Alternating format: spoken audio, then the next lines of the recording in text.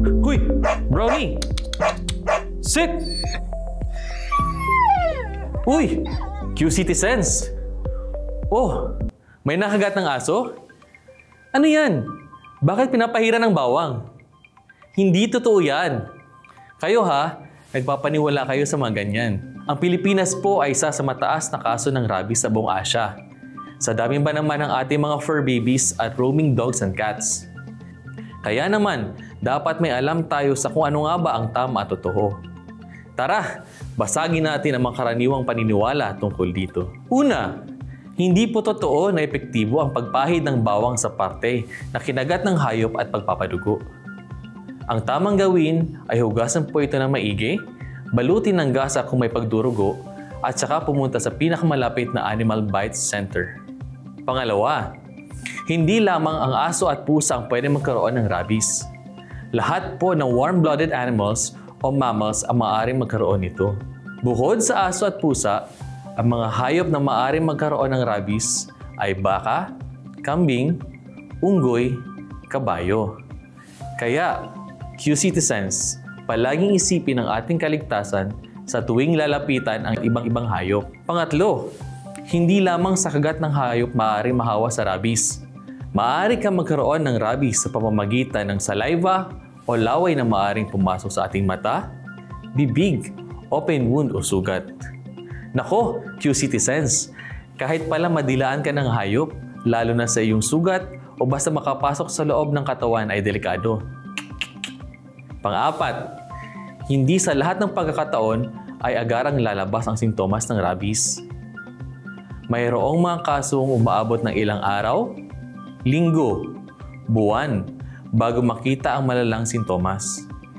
Incubation period ang tinatawag dito. Maaaring tumagal ang mga simptomas ng ilang araw lamang o kaya ay tumagal na may higit sa 1 taon.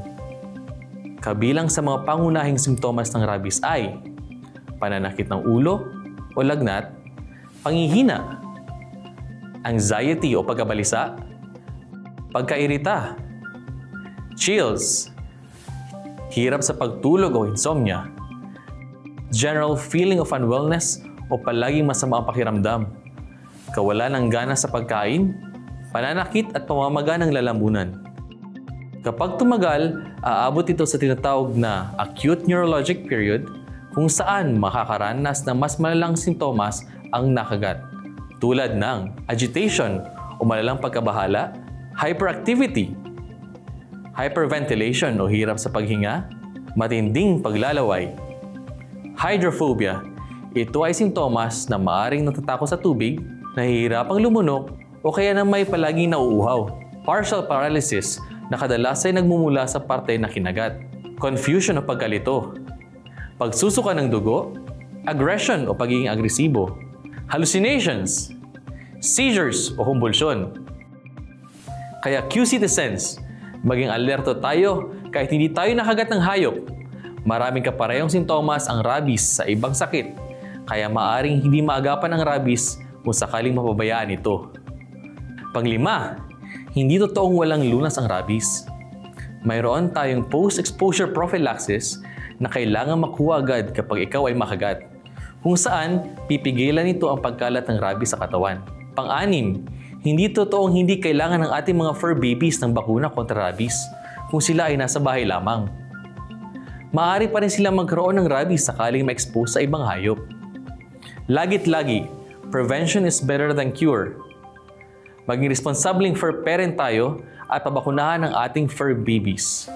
Maging maingat din sa mga nakakasalmuhang ligaw na hayop na sa gayon ay maiwasan ang tsansang makagat nito. Muli, ako si Doc RD na nagpapaalala, stay safe, stay protected para sa Healthy QC.